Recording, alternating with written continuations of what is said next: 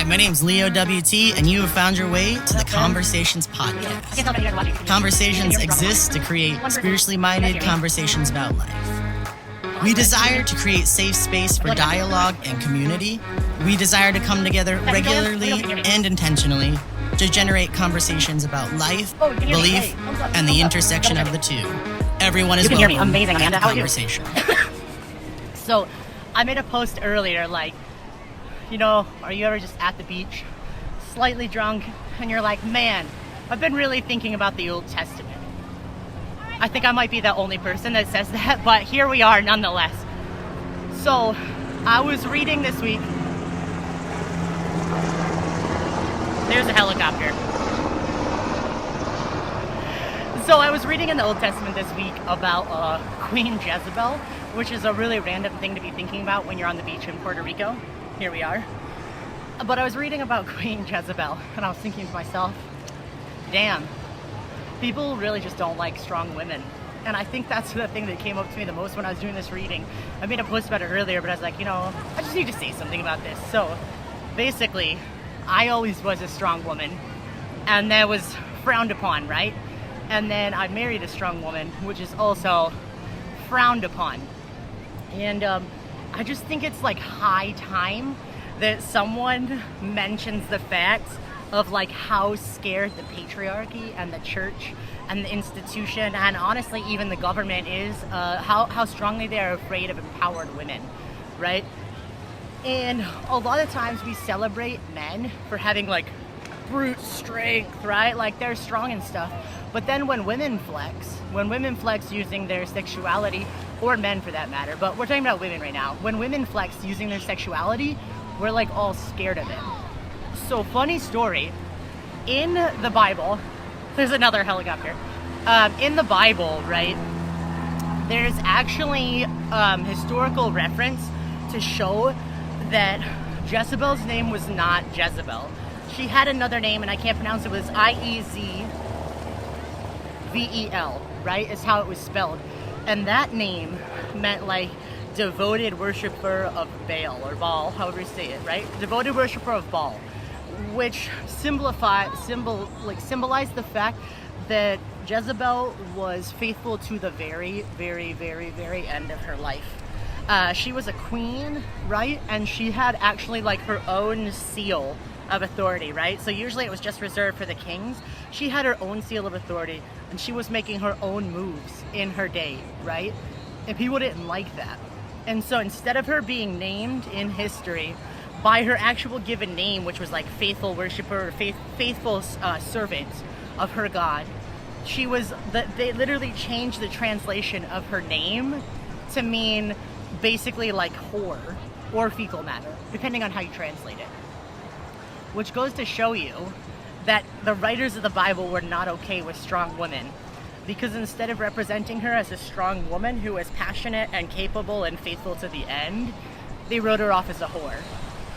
And what's funny to me is you could still see that today, right? It's still like this idea of, if you're a strong, empowered woman, we don't want anything to do with you.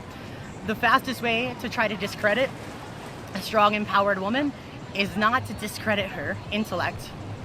It's to literally just smear her for her own sense of sexuality. And so I think in this way, you can see the patriarchal nature of the Bible and of society and of people. People are scared of empowered women. And let me tell you something, psychologically, people aren't scared of people in power who are impotent. That's non-threatening, right? We're not scared of this person in power because what are they really going to do? But if someone gets into power, namely a woman, and they disagree with you, right? Especially if you're a straight white man, there is something to be afraid of for you.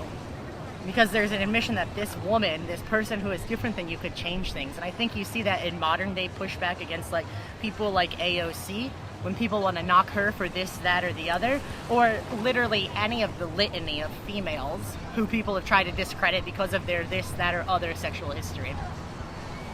At the same time, we celebrate, you know, brute force by men. And so I think this just goes to show that the writers of the Bible and the people of today are scared of empowered women. And that fear is an acknowledgement that these empowered women can change things. And as someone who was once upon a time classified as an empowered woman and also simultaneously looked down on because of that status, I think that we have to call that out in every day, in every way, in every shape, and every form. And instead of referring to her as Queen Jezebel, we need to start referring to her by her name and recognize the fact that she went to her death with her makeup and her hair did, right? She went to her death, to her assassination, looking her finest, feeling her most confident because she knew that she had done her best in her own empowered self to stay faithful, to stay true, and to stay active until the end. And I don't think there's many times that we can say that about especially patriarchal leadership, because a lot of patriarchal leadership, they play the politicking game and they play the power game.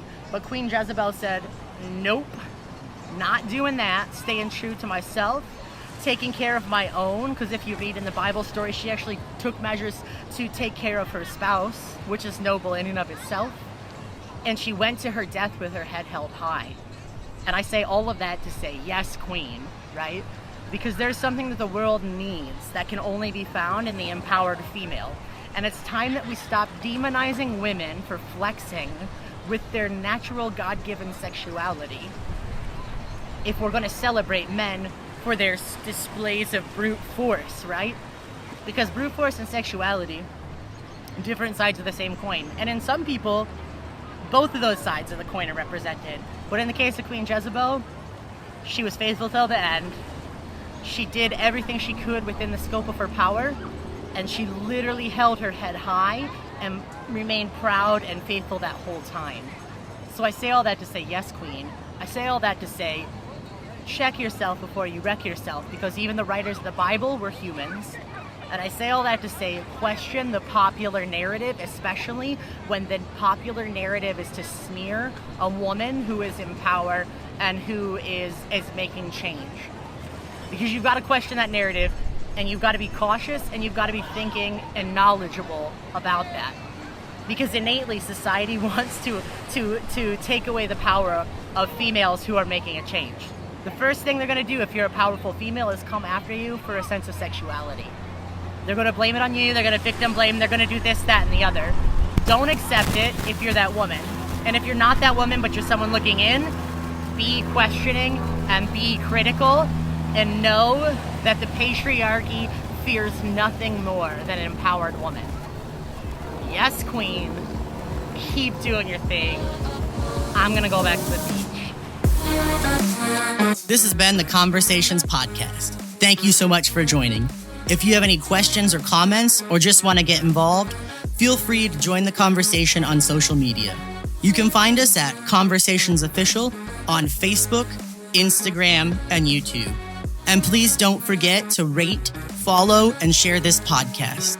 We're available on Anchor, Spotify, or wherever you get your podcasts. Thank you so much for joining the conversation.